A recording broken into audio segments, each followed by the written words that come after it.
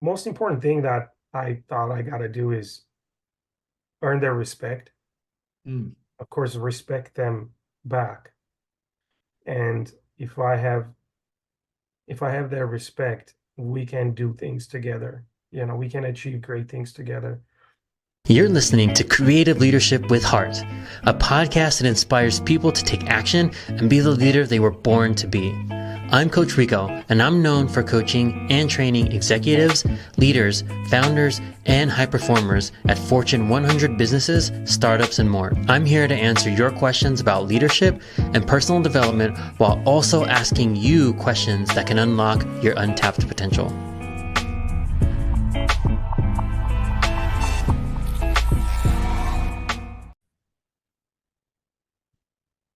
Official. All right, welcome to Creative Chutzpah. My name is Leonard Samuels. I've got Rico Nazal here, and our guest for today is Suren Galadjian. If you don't know who this gentleman is, he is responsible for some of your favorite illustrated posters that he has worked on with major agencies and studios. He's worked on The Fall Guy, maybe you've heard of it.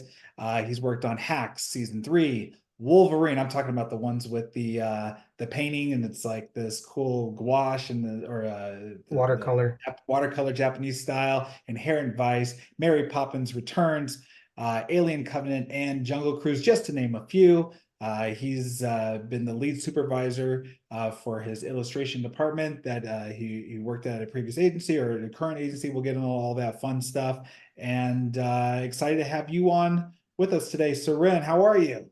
Pleasure is mine to be here with you guys. I'm doing great. How are you guys doing? Doing good. Excited to get you in. Yeah, doing well, thank you. Can you tell us, Soren, a little bit about yourself, your backstory, how you got to where you are today? For sure. I'll do my best. So I was born in Armenia, and I grew up there during Soviet time. And from very young age, I loved drawing, painting, sculpting. That was kind of like my best pastime activity, not having video games, not having access to a lot of toys and whatnot. That was my entertainment. I would just sit there and draw and, sculpt things out of clay and plasterine and, you know, sort of make my own toys. And so eventually I had family friend who stopped by one day. He was an artist. And he looked at my work and said, "You know what? You should go to art school." And this sounded like a lot of work to me at the time. I was, I think, 12, and from beginning, I was kind of resisting that idea. My dad was super excited. He jumped on board. He's like, "Yep, I'm gonna go find, the school and sign him up and all that stuff." So he started with the process. The whole time I'm dreading, not wanting to do it. And the artist, Serge, his name was, he said, "Listen, art is gonna be your bread and butter. No matter what you do, that's how you're gonna make money one day." I'm like, "Yeah, right." Because the stories we hear growing up is that, at least back in the old world, nobody pays for art. Uh, Artists are always, starving artists Yeah, exist starving artist for a everywhere. reason. Yeah. And so I was like, one, I'm not going to be able to utilize it. And two, it's going to take my time from like playing with my friends after school. I was so against it. Eventually, I ended up Friends. going. You're 12. That's all you want to do, right? You just Yeah. want to have fun. Yeah. What was the thing that changed your mind, or was there? At, I kind of had no choice. My dad was like, "No, you got to go. This is something important. You have to do this." And eventually, I gave up and stopped the resistance and went to the school. And as soon as I walked in there, I was like, "Man, I feel like I'm home. I belong here. This is fun. Look at all this, art on the walls and everybody's, artists, young artists." So instantly I changed my mind. I was like, "Nope, I want to be here. And it just started the art, learning art, expanding on what I already have kind of developed on my own, which wasn't much. So this was art academy. So they were very hands-on, a lot of traditional drawing and painting, honing on your skills. And so it just started from that point on. It was for 4 years. I did the art school. I graduated, and at that point, my family had an opportunity to immigrate to U.S. They it was their chance to escape the communist Soviets. So we got here, California. I'm 16, and I was actually a little bit over 16. I had no knowledge of what to expect,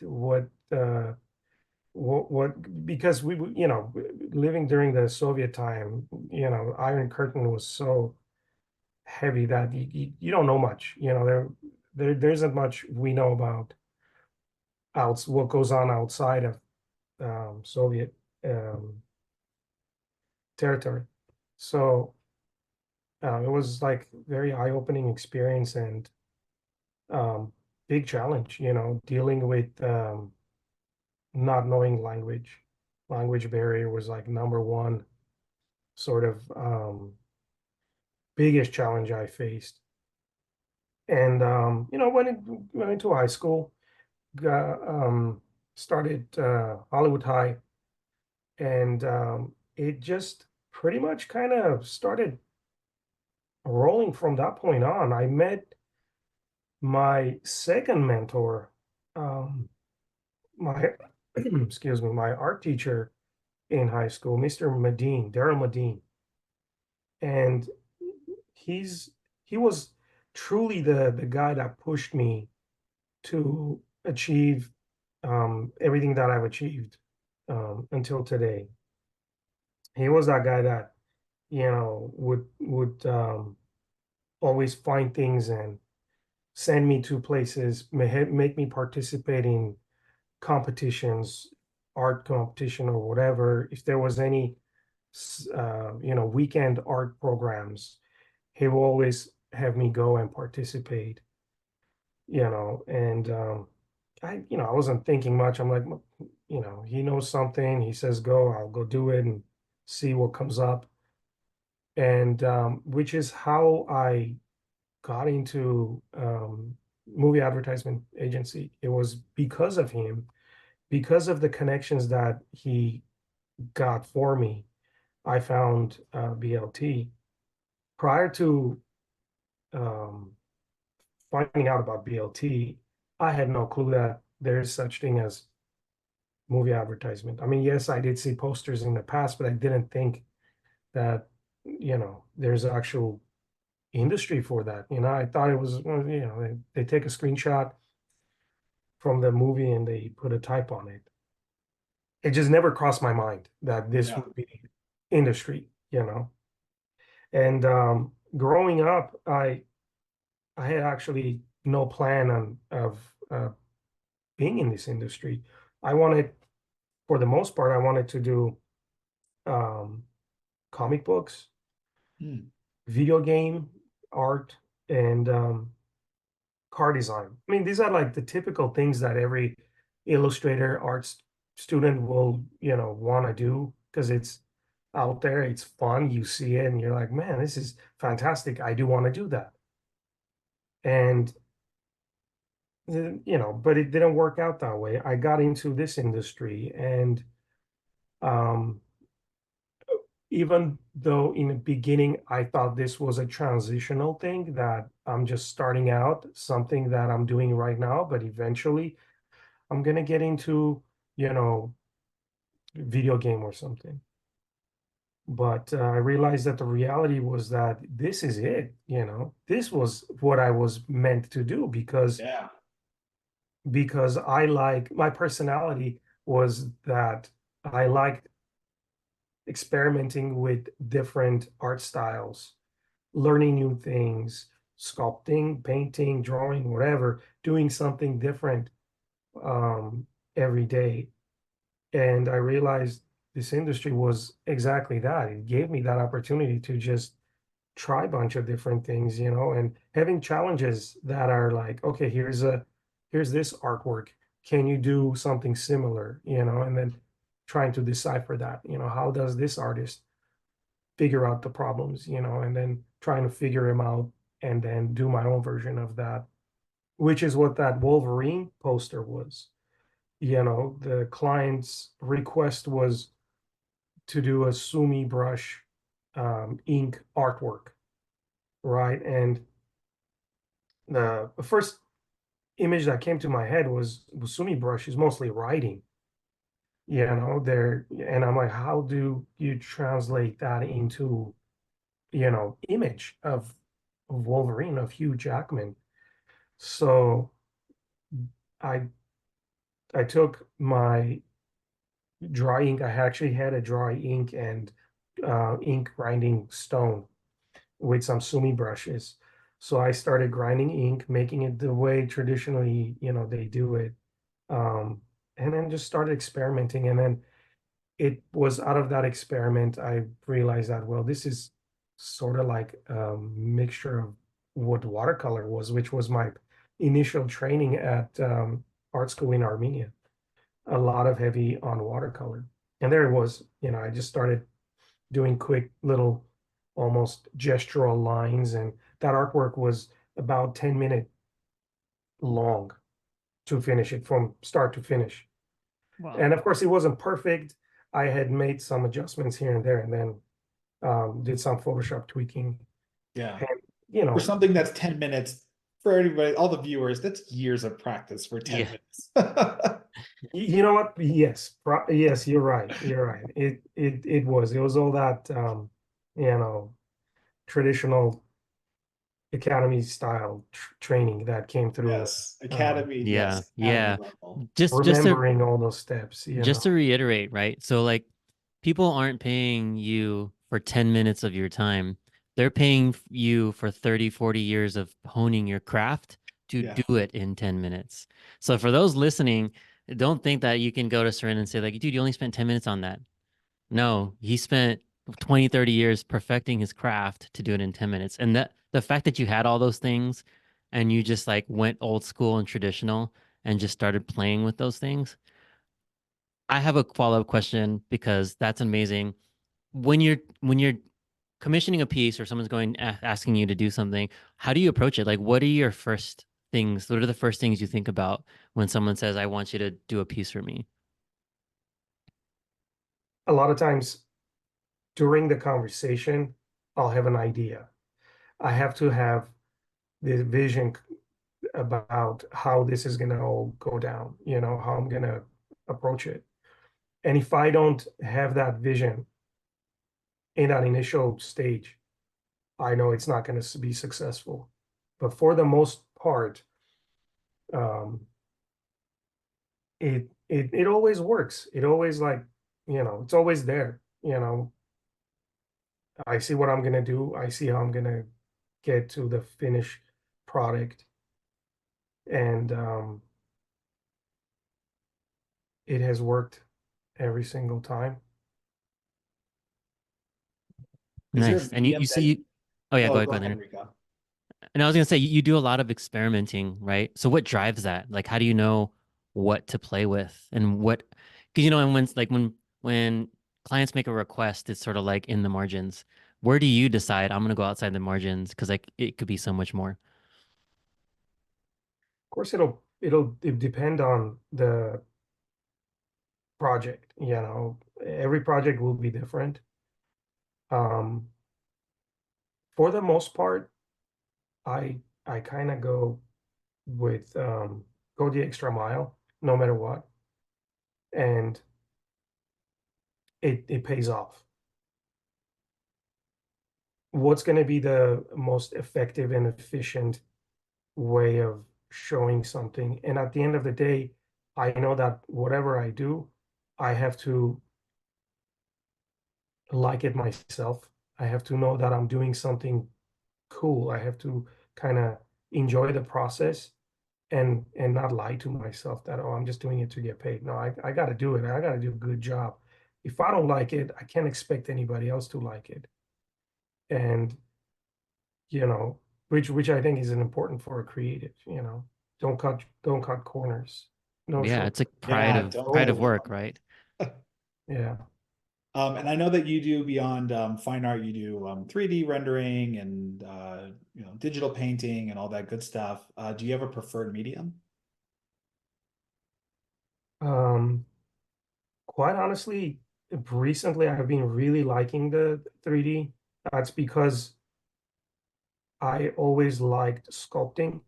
I started out drawing, but sculpting was always like 50-50 for me.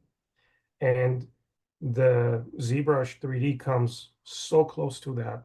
Yeah. And it's so instant. The gratification is so fast because you have an idea, you have this creative moment. Just open the program, jump in, and start creating something without worrying about, oh, do I have enough clay? Do I have enough wire for the armature or the base, so on and so forth. There's none of that, none of that block that's gonna like stop you from being creative. So it has been um, amazing, and I enjoyed as much as drawing. But to say I prefer one over the other, I don't think I can do that because I think I enjoy both equally, 3D and drawing. Yeah, you're able to Yeah. meld them and use that mixed media. And they're just And different expressions, right? Yeah. yes, they are. And I Artistry. think one kind of complements the other, And this goes back to what I said earlier about trying different things, liking to experiment with different things. Because like if I'm drawing for the longest time, then all of a sudden I'm like, I gotta do some 3D just to take me out of that, you know, monotone drawing with the, black and white drawing all the time. I'll do something three-dimensional. And then vice versa, then I'll go back into painting colors, different media or so on and so forth. So it's just I like breaking things up and um doing different things. If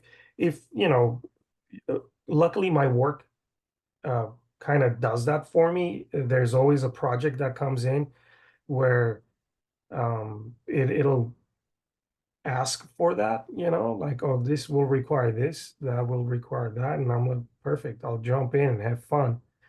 If not, I'll do something on my own, which doesn't happen all that often because, it's like the work kind of satisfies that hunger of doing all kinds of different um, type of art, 3D or drawing or painting. And coming into BLT, and for those who don't know, BLT is, was and is one of the biggest agencies that's out there for entertainment marketing. You came in green, then you just rise to the levels of lead supervisor. Like, how does that happen in your story? Yeah, so I came in as an intern. As a matter of fact, it was a job training program in high school that I was part of, and they said you have to go find a location where you want to work, and school will pay minimum wage for 20 hours a week or something, and you get a training. Amazing program they did at the time. So I went to BLT and I said, look, this is the situation. You don't have to pay me. I'll just, spend next next 3 months or something like that. And uh, they said, sure, you can come and hang out, learn. And I started my internship, went in there, and kind of trying to figure things out. I had no clue what was going on, and um, I hung out with their illustrator, Gregory Workiton, fantastic illustrator, and he was doing his beautiful drawings, and I would go kind of like, you know, do my shoulder surfing, see what he does. And It was my first introduction to computers. I have never seen that level of computers anywhere. Schools didn't have that for sure. All of a sudden there's a nice big Macintosh computer with You mean they didn't Photoshop. have the wooden benches for you in the illustration room? And the slow I wasn't drawing, I wasn't illustrating in the beginning. When I got hired after the internship, they hired me as part of production, and that included pretty much doing everything else other than drawing. Errands, go do the lunch, dinner orders, Yeah. You know your way around a Super 77 can pretty much. Yeah, and I mounting boards. I smelled quite a bit of that. Chromatex, you name it. Like we did back in days, we did the presentation, everything was mounted. Yep. Had to do the logo and billing, Raban, um, Chromatex, and sometimes delivering to the client and Oh yeah, whatnot. that's So fun. I pretty much learned everything, all the technical stuff that took place in a company. And then one day Gregory was very busy with work. Was like a Van Damme movie. And he's like, listen, what are you doing this weekend? Can you come and help me Saturday just to like fill in the backgrounds? I know you draw. And I said, it was like opportunity that I always waited. I'm like, I Yeah. thought you never asked. So I jumped on that and I said, yes, I'll come. What time? You just give me time, I'll be there. Showed up early Saturday morning, super excited, and he already had it planned out. I was like, okay, here's the main figures drawn, just fill in the background.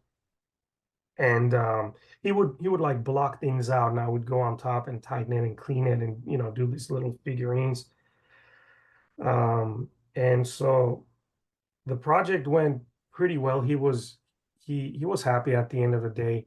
As a matter of fact, he had brought another illustrator, a freelancer, to help out, which he wasn't very happy with. So he ended up letting this guy go, and he said, "You know what? You continue working." And following week, he had talked to BLT bosses, Clive and Dawn, and I guess mentioned that he was helpful. Maybe we should give him more projects like that. And then slowly it started. He would give me more and more illustration work, so I started kind of dividing my time between production, helping production, and then doing sketch. And then within a year or so, I think I transitioned fully to Illustrator, being an illustrator, no more production. And then there it was. I started having my own projects. He would trust me with a whole project instead of just doing backgrounds. It was just like, you do that, I'll do this. And that's how it went on for quite a bit of years.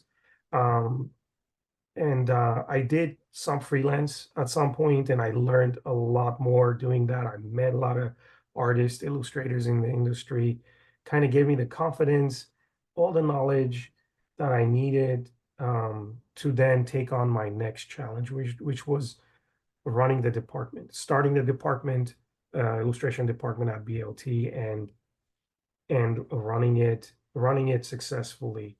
We had prior to that, we would do only black and white sketches, but things were changing, so we needed to adapt and do color, do digital art, and do some of it on a computer. And I did pretty much how I started. I went to local art school, the art college that I went to, and I asked around. I my some of my super instructors, and I said, I need some help. Any awesome artists that you recommend, send them my way. I want to train them. I want to hire That's them smart. You just went and right outside and started bring them grabbing. up, Yeah. because I believe like the good team is like you got to bring them up with you and train them, and you have a good team, they're going to help you, you Yeah. know. And so yeah, I was lucky enough to find amazing artists and bring them in and train them and work with them. Um, that's pretty much how it started. Um, Eventually, one of the first guys that I hired, Walter, who came in as an intern as well. Yeah. Walter's got Um, his own Joseph Campbell story now too. He's really stepped into his own. Hopefully he Walter's ended up, watching, yeah, by the he way. ended up running the department. I ended up like stepping Spoiler down. alert. Okay, go ahead. So yeah, I ended up stepping down because I reached a point where I decided that I want to kind of take it easy a little bit. Yeah. And because it is a high stress environment, and you need to kind of balance it well enough where this will be something you can do for a long period of time. It has to be sustainable.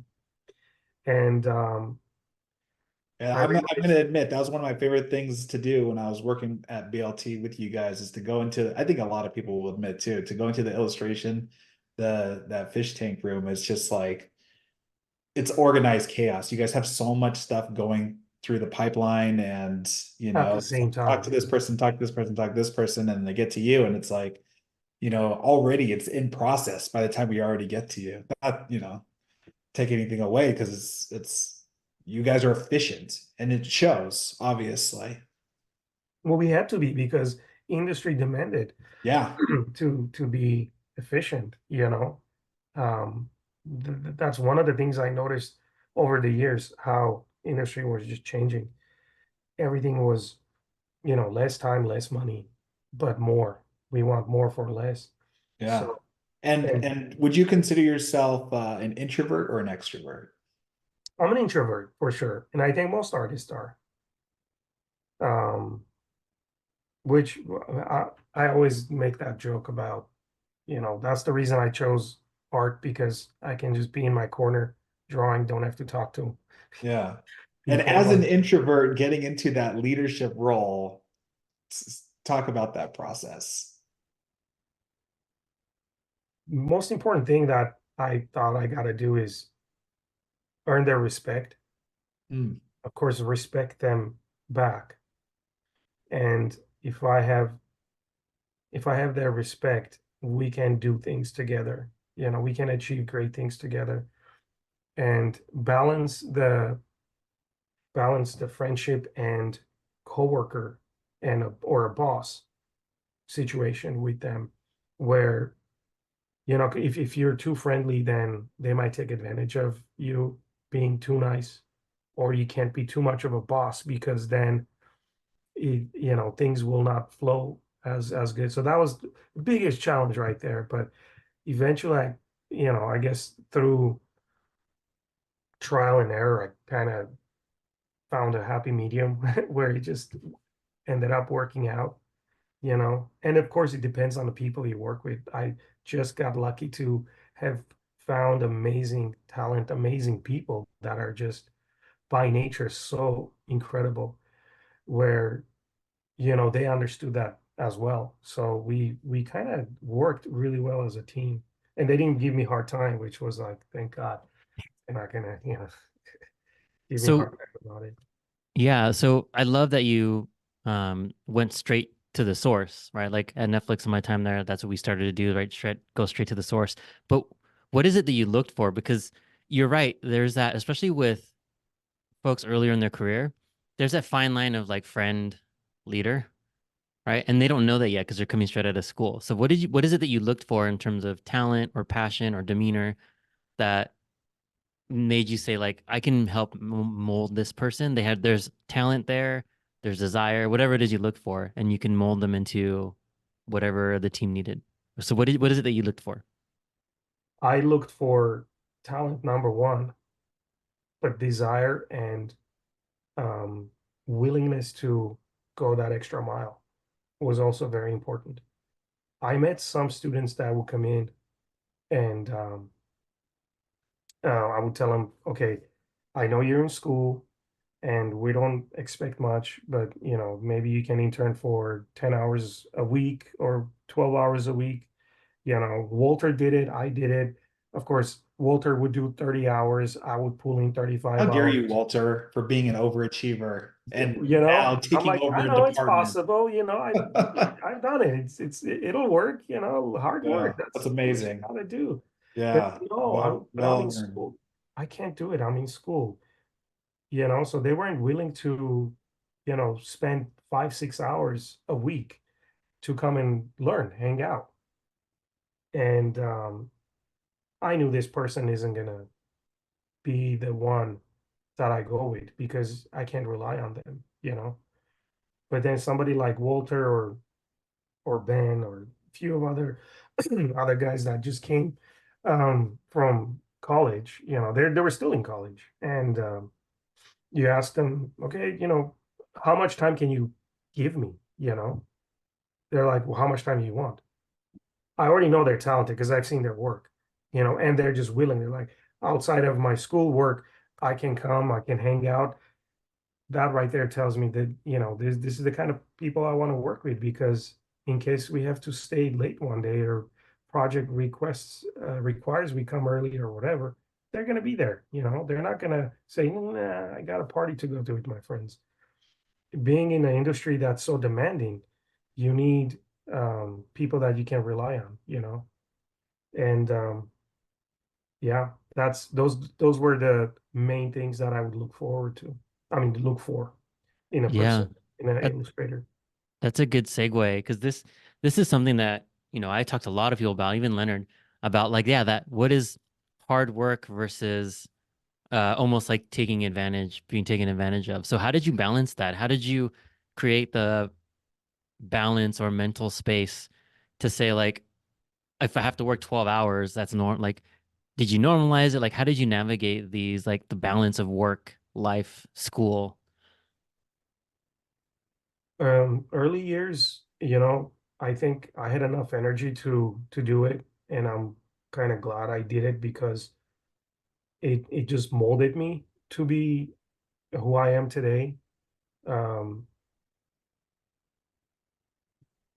if there were times I was even like taking two projects, I would do my schoolwork and then BLT, whatever work I did during college years. And if somebody else called and said, hey, can you do some storyboards? Random filmmaker, I'm like, sure. So I would stay, overnight, sometimes till like 8 in the morning, and then go deliver the storyboards and then go to school back to BLT. Yes, I would be tired, that weekend. I would be like, okay, I want to do nothing this weekend. But I kind of pulled it off because I had enough energy. And I didn't let it bother me that, I am being taken advantage of. I saw it as it's experience, and in order to get to a certain point, you gotta go through a certain amount of training. Now, some people get there faster. For me, the more training I went through, the better I was getting, and I figured the more I do um hard work like this, yeah, when I'm young, when I have the energy, it'll better will be when I grow up and I'm a little bit older and I slow down. It'll be much easier then. And I kind of just relied on that, and he kept me going. That was my sort of um, formula, you know. And when I got older, I started, complaining and stuff like, okay, I have worked It's enough. okay. You're allowed. You're Yeah, allowed. Well, when uh, you're younger, right, you yeah, don't have as many but obligations, right? Yeah. but when you're young, put limitations. I just do everything you can, and don't say, okay, it's enough. Oh, Hmm. this is fine. I'm satisfied with what I've done, what I've achieved. No, be your worst critic, and just push yourself to the limit. And you talked about taking that step down. You obviously put in all necessary energy early. As you continue to put in what is needed, and I think that's also a great way to put it. In terms of there's only so much you can sacrifice as we continue to move forward, Mhm. and you made the conscious choice of stepping down. Why step down? Why change this rhythm in your life? As I got older and I had, started my family, kids were getting older, and I realized I want to kind of slow down a little bit. Mhm. Number one, spend more time with my kids.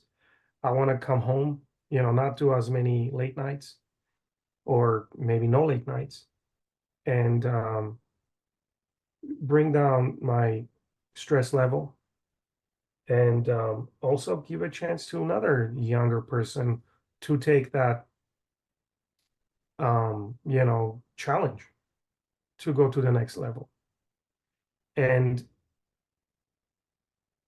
I was thinking, when it was my time to figure this out, I was the young person came in and I had all these ideas and whatnot, learning new things, so on and so forth. But as I got older, I'm like, I can do things, but maybe not as fast and not as efficient maybe as the a younger guy that's around the corner.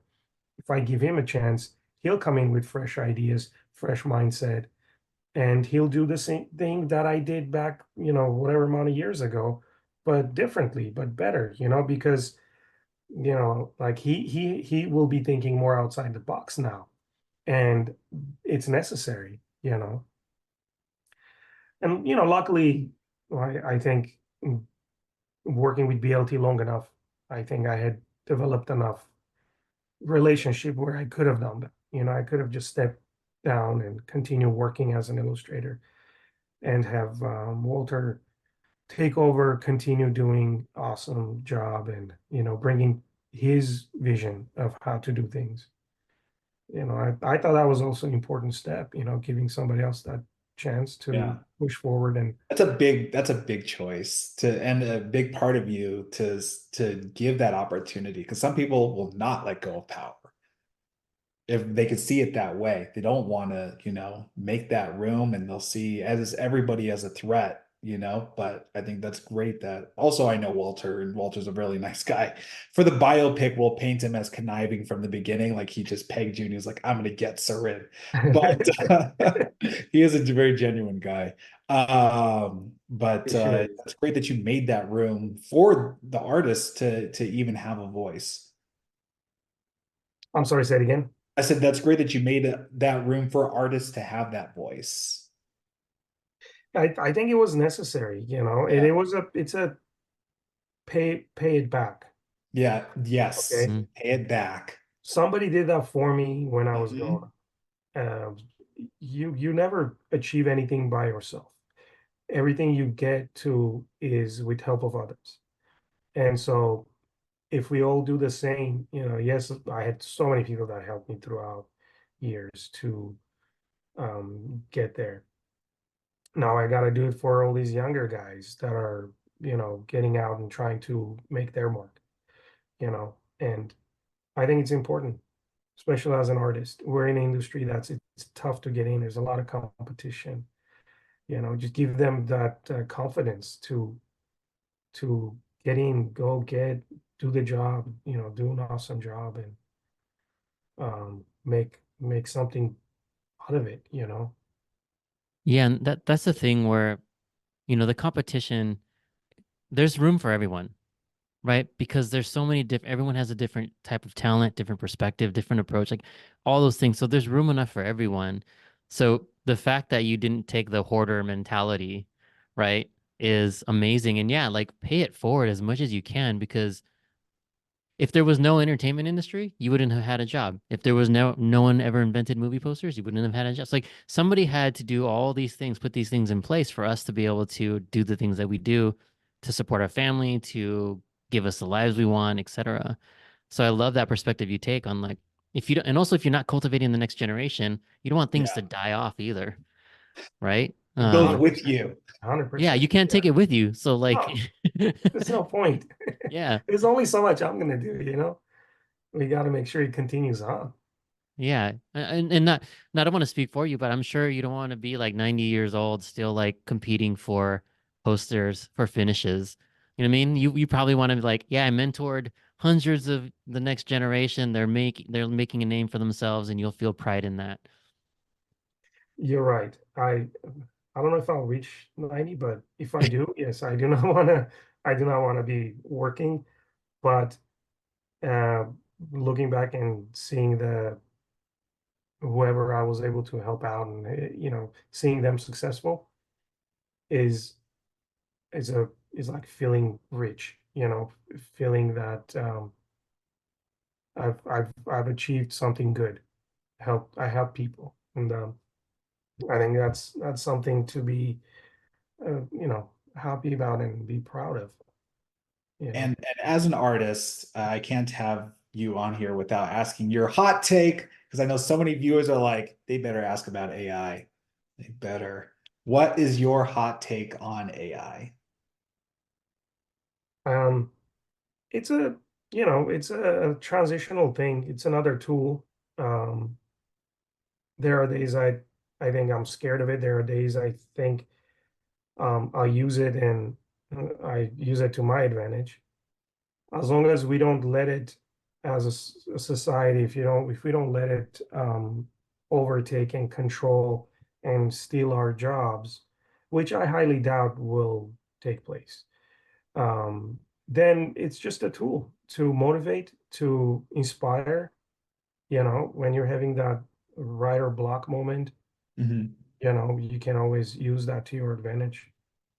Um, I do not, I'm not happy about how it's, you know, in some areas it has taken over certain jobs. And I think mostly concept art people have might have suffered the most because it's widely used for that. It steals a lot from what's been done before, and it kind of, you know, like it's so easy to, instead of hiring a concept artist, just have the AI come up with, robot with a dinosaur head, and it'll do that for you in what is it, like 30 seconds. So yeah, that aspect I'm not happy with because I think it takes away a lot of people's jobs. So if we as a society control it and use it as a tool to inspire, then fine. Otherwise, I'm against it. Am I threatened by it? Not really, because at the end of the day, all he does is take from something that has been already done, has been already Yeah. created, and then he collages Mhm. it with another thing that's been already created, and then he spits it out in a different way for you. Yeah. Human mind is creating from scratch. Right. I Because I don't would think it's say, I would argue that the new artists would come in and they do a poster that's illustrated, and they'd come to you, a seasoned vet, and they'd say, "Look, my poster is just like your poster. right. I'm just like you." That and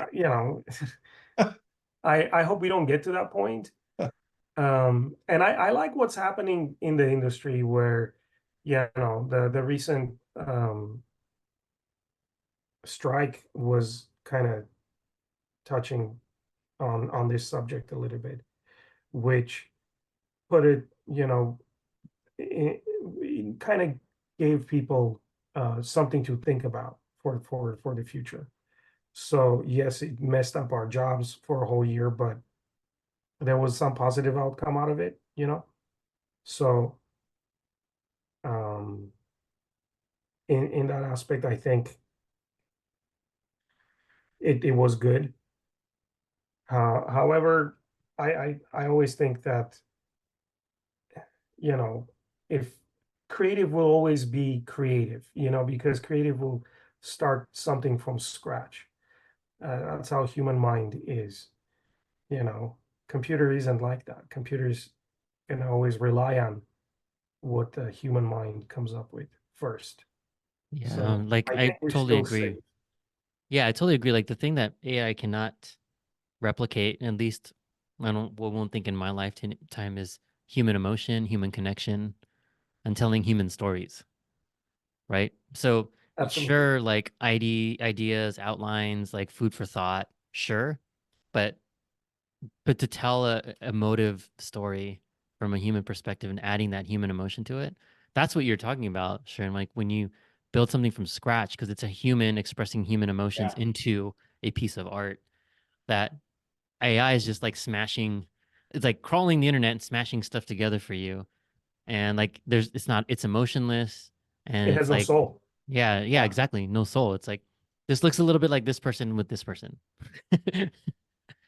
That's And I couldn't have said it better. That's exactly it. one of the fun questions, thank you for answering the harder ones, but one of the fun ones we like to lean into is someone that doesn't know you. Do you have a hidden guilty pleasure or a hobby that you enjoy? Well, that's right back here. Yay, we get to talk That's one of about it. my I was gonna dial you into it and say, no, no, no, that one behind you. yeah, no, this has been my a hobby that kind of came out of being stressed out work Oh, situation.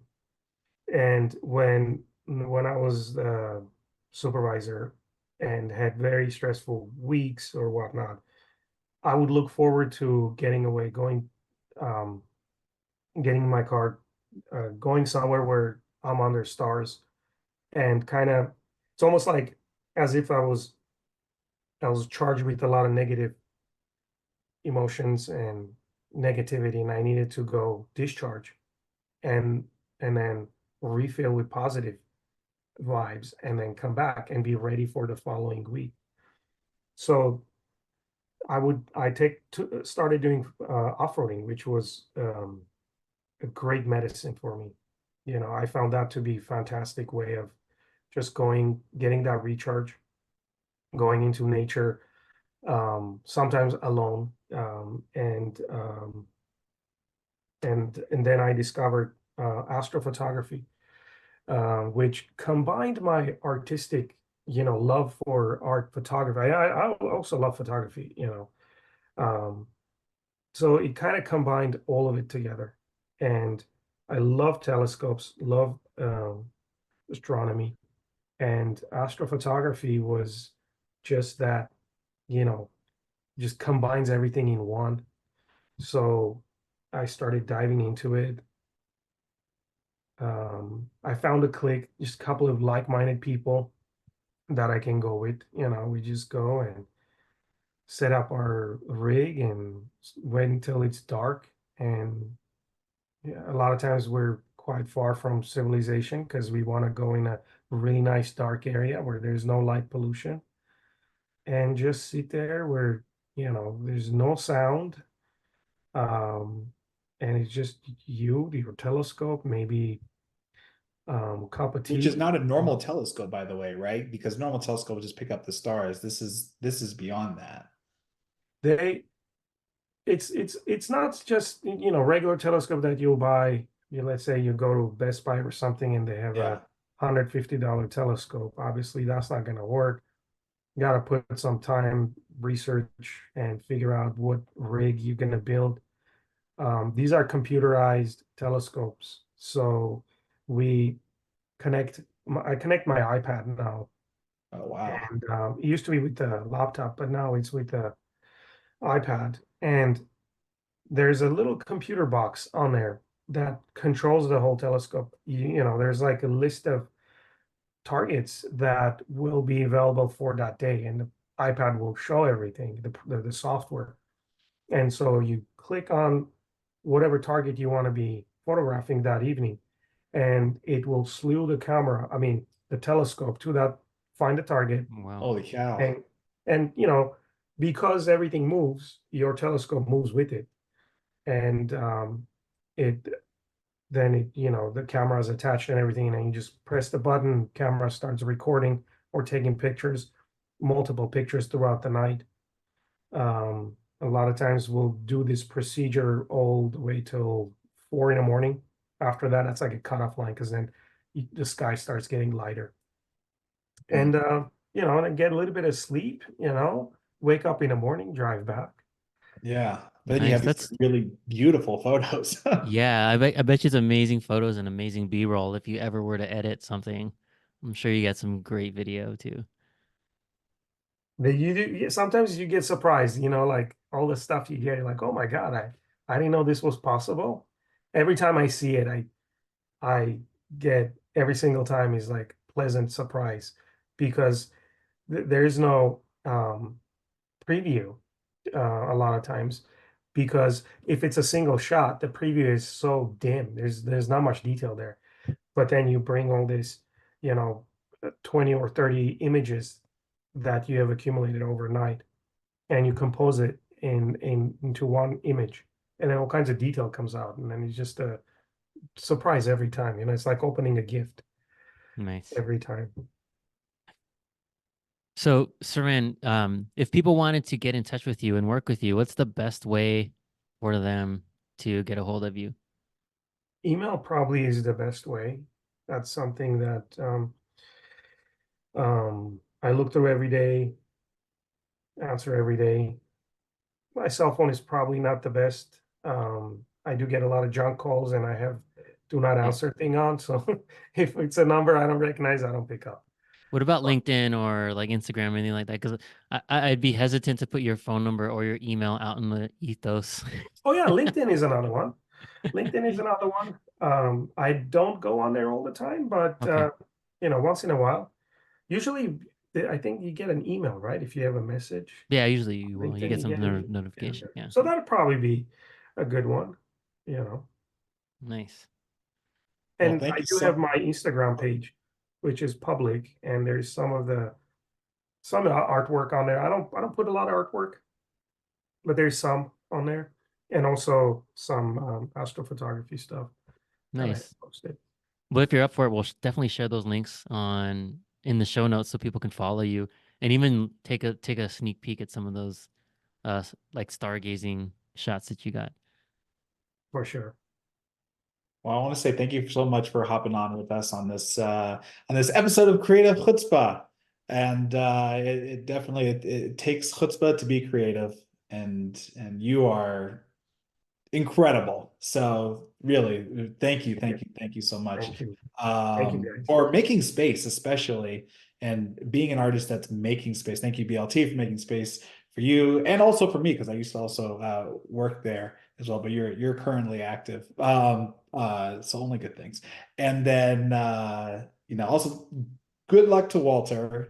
Way to earn that space, and all the other artists around as well because I know you guys have an incredible team and continue to have an incredible team to work with. And thank you to Rico for also being part of this Thank you, Rico. podcast. Yeah. Yeah, it was great having you. Thank you. I always love talking creative. So anytime I get to, I always get excited by it.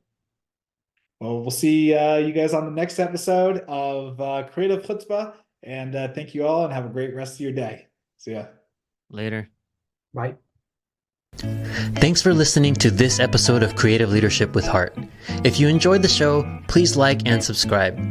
If you're ready to make huge, lasting change in your life, then what are you waiting for? What will your life look like if you took action today?